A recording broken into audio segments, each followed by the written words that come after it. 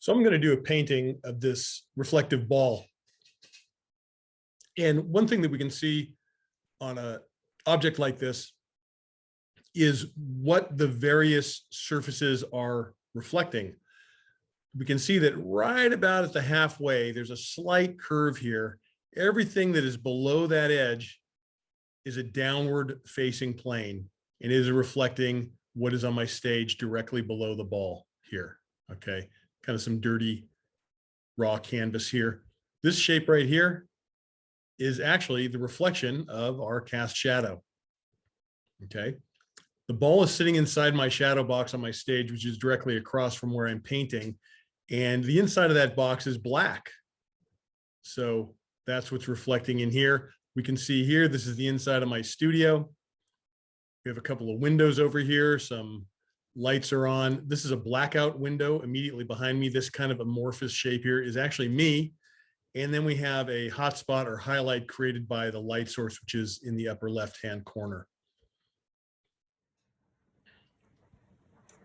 So I'm going to be working with a palette of titanium white. I'm going to grab a little bit more of that because, you know, better to have too much than too little, I say. And I'm also using cobalt blue, alizarin crimson, cad red light, and cad yellow medium. And I'm going to be painting this reflective sphere. It's a contact juggling ball. You know, you can use a Christmas tree or a silver Christmas tree ornament, works just fine as well. I'm going to do my layout with cad red. I kind of like the undertones showing through, if they happen to show through. This is a circle, basically. It's a sphere, and the shape of a sphere is a circle. The form is a sphere. And there are no straight lines on it, but I find it, if you're going to make a, you know, circle or a close to perfect circle, it can be helpful to have some guides. A circle is as tall as it is wide. So, you know, have it sitting about yay high. And maybe make it up about that high. And so that would put our center right about there. If I make a horizontal mark, you know, I want this to be about as wide as it is tall. I could actually draw a square. In fact, let's go ahead and do that. That sometimes makes things a little bit easier to do. This is just one way to make a circle. And I'm not really measuring the square. I'm just kind of eyeballing it. And I want these lines to be more or less parallel. And if you're more comfortable measuring, that works fine. But if you are like me and too lazy, or you just want to wing it, roughly as tall as it is wide. And now I have these 4 quadrants. This is our center. And so I just want to, you know, make some curves here that sort of link up. And I kind of, that one's a little bit dips in. And when I'm looking at this, I'm adjusting it. I'm trying to figure out about, you know, I'm looking at what's wrong with it and trying to make adjustments on the fly. But that's pretty circular. I think that's going to do for me. From this point, maybe my backdrop runs through right about here. I like to use a straight edge for this because no one likes this to be uneven. So a straight edge makes it super easy. My light source is coming from the upper left, which means our cast shadow is sort of an elongated elliptical shape. Again, this would be the center line of that ellipse because that's right where the bottom of our ball is. We don't see this part, so that would be like a dotted line. It kind of comes through there, and it is an elliptical shape that sort of flares out because of the angle of the light. And I'm going to make this just sort of be cropped by the edge of the panel because I don't want my shadow to just touch the edge. That would create a tangent. And this is a very simple composition, if you could even call it a composition at all. It's a single object, but tangents still matter. I wouldn't want my shadow, my cast shadow, to just touch that edge. Now, keep in mind it's in 3 dimensions. So this central point of the sphere is actually parallel to the direction of light.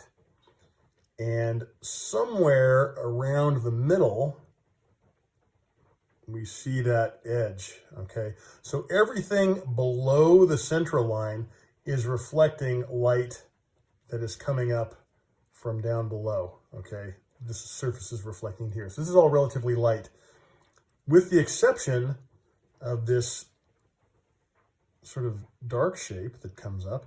And that is actually the reflection of this cast shadow. The rest of the reflections in here are my studio. I have a blackout window behind me, and that's kind of centered. And there's going to be the least amount of distortion in the center. Okay, there's some stuff going on down there.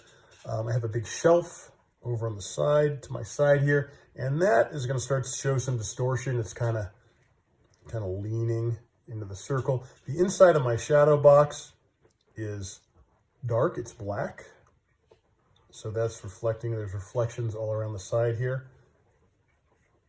Okay, and my doorway is over here, another sort of dark patch. And then this is all light area in here. Okay, so that gives us kind of a little bit of a map. I want this to be a pretty painterly handling, I guess. I don't want it to be super tightly rendered, but I want my drawing to be accurate, obviously. I'm going to do this, what I'm looking at is fairly neutral, but I think there's a lot of cooler grays in it, maybe bluer violets or violets. So I'm going to take some some cobalt blue. I'm going to take a little bit of cad red light, not as much. You can see that's a relatively small amount by volume. I have to watch out for this chunk that I got here of yellow, so I'm going to wipe that off. I'll probably add some yellow to this, but what I want is a nice dark chromatic black here. And if I mix red with the cobalt's biased a little bit toward violet, so it's got a tiny bit of red in it. Not as much as ultramarine, but more than cerulean. So a little bit of red. My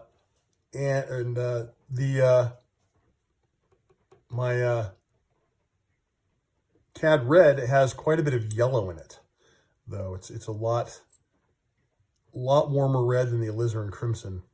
So it's going to make a pretty dull violet because of the amount of yellow that's in there. But I want it to be nice and dark, so I add a little bit more cobalt. Now at this point, that looks pretty dark. At this point, I think I am going to grab some of that cad yellow, just a little bit, okay, just a little chunk there, and mix that in. I want a nice sort of neutral gray. But at the same time, I do want to inject a little bit more color into this. We can see the hue a little bit better if we add some white. I don't care if I get this white dirty. There's plenty of other areas of clean white, so I'm not going to bother wiping my knife off. And we can see this gray it's pretty gray, you know. It's maybe pushed a little bit toward violet, but it's pretty dull. It's dull has so many negative connotations. I like it I want it to be kind of dull. I want this to be my neutral. So 1, 2, 3 steps, you know, and then of course I can cross mix in here to get any other steps if I want to. Now I'm going to take the same beginning mixture, cobalt blue, cad red light, and I'm going to mix this one up without adding any of that yellow. So this is going to be have a little more chroma in it. It's going to be a little bit more vibrant. Okay, these are the colors of my object. Add a little white so we can see where we're at. And we can see that's, I don't know if you can tell on the video, but this is a little bit more saturated. There's a little bit more of a violet tone to this. And I'll be going back and forth. It's just it's a little more variety in my local color here. A little bit of a lighter version. I can add white to this. I can adjust these. These are just getting me in the ballpark. And finally, I want to do one that has a lot of chroma in it because that's going to make this kind of interesting. So let's go alizarin crimson and mix up a nice dark violet. And I don't know if you can tell, but I'm going to mix up a little greater volume of that. I want a little bit more. Not really adjusting the color. That's a nice kind of middle of the road violet. If anything, I want it to be pushed a little bit toward the blue, a little bit cooler. And that's for no reason other than my personal preference. And so that's a little bluer. Okay, maybe you need a little more violet in there. So there, more toward violet. And we can see there's a lot more color in there. And I'm also going to mix up a couple more steps, getting a little bit lighter. And of course, a little more volume, a little greater amount of paint. Because one of the things, if you want to have a brushier, sort of more painterly, more energetic painting, it pays to have plenty of paint to pull from. For my background is just raw canvas, but I've got to start somewhere to match that. And why not start at green? Let's start it at green. We have a nice empty spot here. This is not going to make the brightest green because our cobalt has a little red in it. Our cad yellow medium also is biased a little bit toward orange. So this is going to make a somewhat dull green. And that is going to get, I want it to be a little bit warmer too, because my sphere is going to mostly be cool. And I want this to be warm. It'll give me some nice contrast. So there's some green. And there's nothing really orange in here, but just for the heck of it, just so I have something to mix with, something to adjust my colors further, I'm going to mix up a nice orange. This paint's been sitting out overnight, and the cad red is getting a little chunky. So we have a nice orange, and nothing is going to really be orange, but I'm going to use this orange to warm up my background color a little bit. My background's quite a bit lighter, so I need to add some white to that. And you can see that gets a lot duller, losing a lot of saturation as I add white to it, which is fine. And I need a lot of background because, again, if I want this to be a more energetic, painterly handling, I've got to have the paint to do that. So this looks too green, but this is where my orange comes in. I grab a slice of that and mix that in. That's going to warm it up and neutralize it. But I don't want to make it, you know, a dull gray. I want this to be kind of a lively gray. You know, something that's got some color to it, some punch, a little bit warmer. And I might have killed it, but that's all right. It looks okay. It's looking good.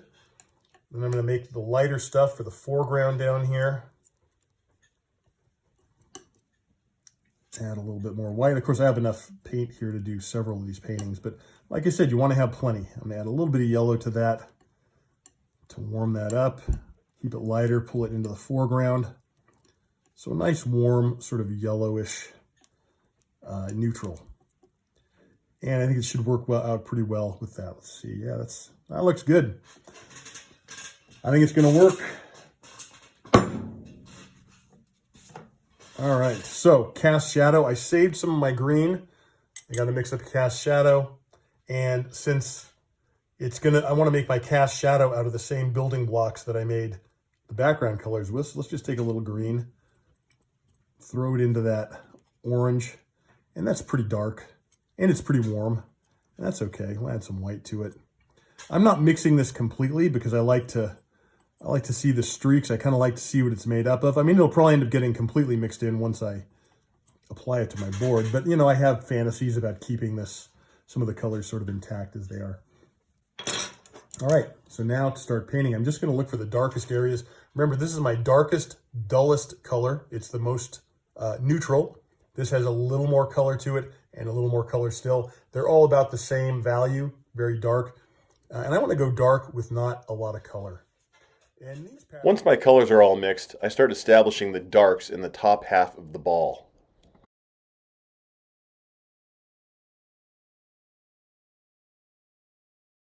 I'm trying to be as sensitive as I can be to the warms and cools that are incorporated in these darks.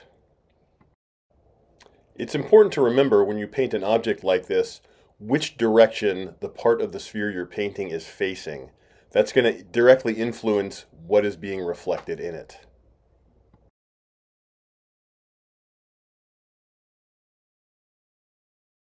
One of the reasons why I prefer to paint from life is that, especially with an object like this that's reflecting what's around it, I'm in my own studio and I'm very familiar with the surroundings in there, so I have a better frame of reference for exactly what to include in these reflective shapes. With the ball, most of the complex shapes are in the upper half of the object. Once I get those established, I want to get some background blocked in so I can get an idea of how the relationships are going to look in context with these tones. As I continue the process, it just becomes a matter of placing color where I think it goes, seeing how it looks in context, and making adjustments. Adjustments are made both to the tones that I'm putting down, where I'm putting them, what their shape is, and how they're affecting the rest of the painting. As I get close to completing the painting and most of the background gets covered, I can start thinking about putting in my highlights. I generally do these at the very end when there's no distracting whites from my background panel showing through. Once the highlights are in, I decided to adjust that background edge where the stage meets the backdrop. I want to soften that up a bit. And then it's just a matter of just adding a few more accents, softening a couple of edges, and getting things just the way I want them. And then I decided to call it a day.